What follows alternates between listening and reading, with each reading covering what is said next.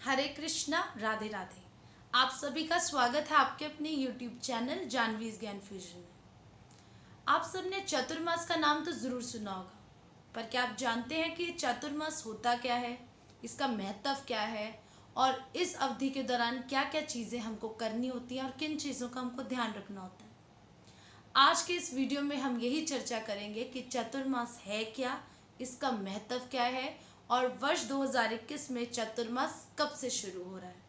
परंतु वीडियो शुरू करने से पहले मेरा एक छोटा सा निवेदन, यदि आप मेरे चैनल पर नए हैं तो मेरे चैनल को सब्सक्राइब ज़रूर कर दीजिएगा और अगर आपको मेरा ये वीडियो पसंद आए तो लाइक शेयर कमेंट करके ज़रूर बताइएगा।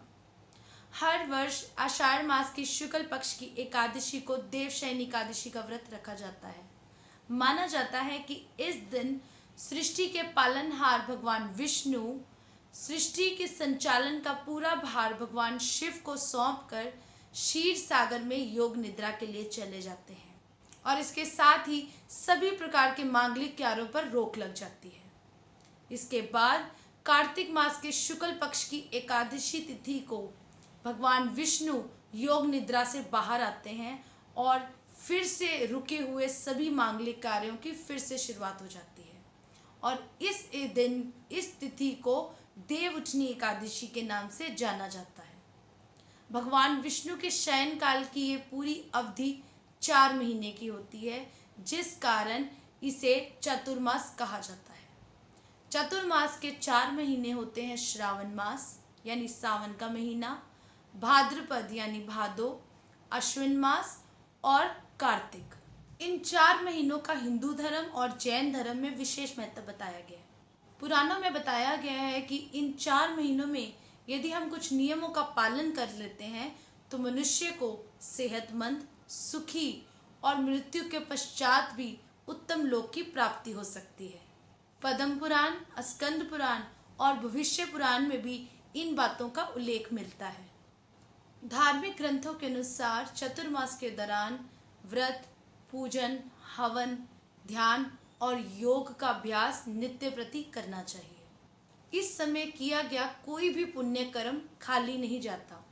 यह समय संतों, भक्तों और साधुओं के लिए विशेष रूप से बड़ा ही उत्तम माना जाता है।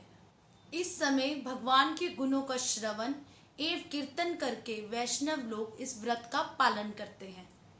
इस समय अवधि में यदि कोई मनुष्य संयम और नियमों का पालन करता है तो उसके पुण्यों की गणना स्वयं ब्रह्मा जी भी नहीं कर सकते, ऐसा पद्म पुराण में बताया गया है।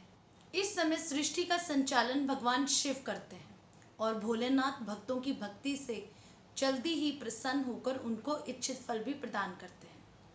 ये समय ध्यान के लिए भी, साधना के लिए भी श्रेष्ठ माना जाता है, इसीलिए एक स्थान पर बैठकर ही साधना करनी चाहिए।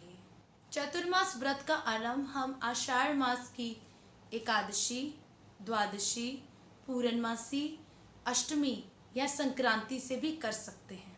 जो व्यक्ति इस दौरान भागवत कथा, विष्णु सहस्त्र नाम का पाठ, धार्मिक अनुष्ठान, भगवान शिव की पूजा या दान करता है उसे अक्षय पुण्य की प्राप्ति होती है। इस दौरान मनुष्य को प्रतिदिन सुबह जल्दी उठकर स्नान आदि से निवृत्त होकर साफ वस्त्र पहनकर भगवान विष्णु के मंदिर जाकर उनकी आराधना करनी चाहिए और कम से कम 4 परिक्रमाएं उनके मंदिर की अवश्य करनी चाहिए। इसके साथ भगवान विष्णु, भगवान कृष्ण के मंत्रों का जाप अवश्य करना चाहिए।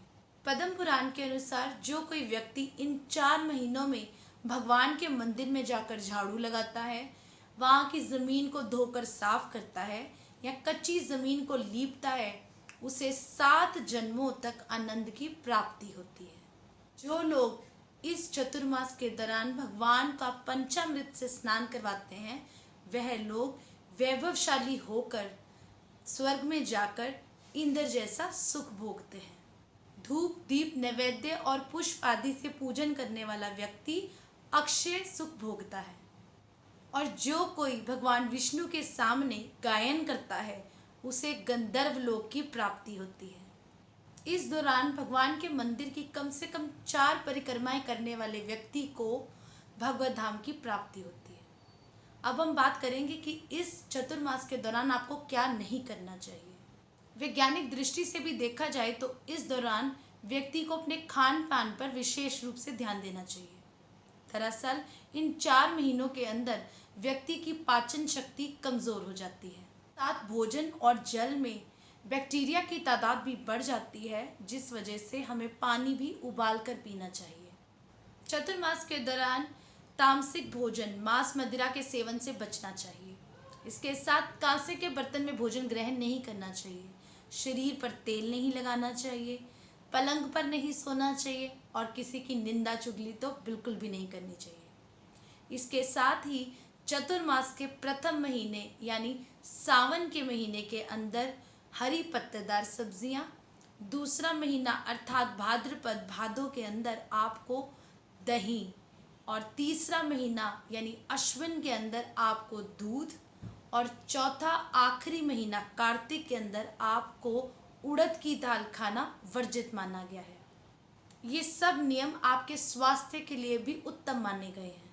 चतुर्मास का प्रथम महीना श्रावण मास पूर्ण रूप से भगवान शिव को समर्पित है। दूसरा महीना अर्थात भाद्रपद में पूर्ण रूप से त्योहारों से भरा हुआ महीना है, जिसमें गणेश जी का आगमन होता है, गणेश चतुर्थी का त्यौहार और जन्माष्टमी का पर्व आता है।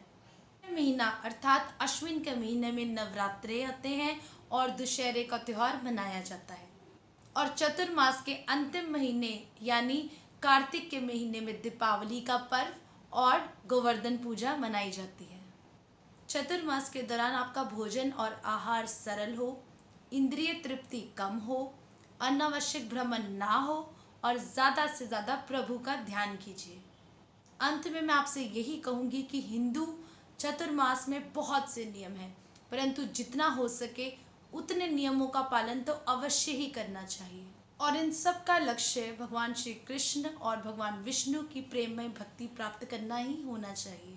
आप भी ये संकल्प करें कि इस दौरान भगवान के नाम, गुण और लीलाओं का अधिक से अधिक श्रवण करें, जिसको सुनने के लिए देवता लोग भी स्वर्ग लोक से पृथ्वी पर आते हैं। मेरा ये वीडियो यदि आपको पसंद आए तो प्लीज़ लाइक, शेयर और कमेंट करके ज़रूर बताइएगा। हरे कृष्णा, श्री राधे।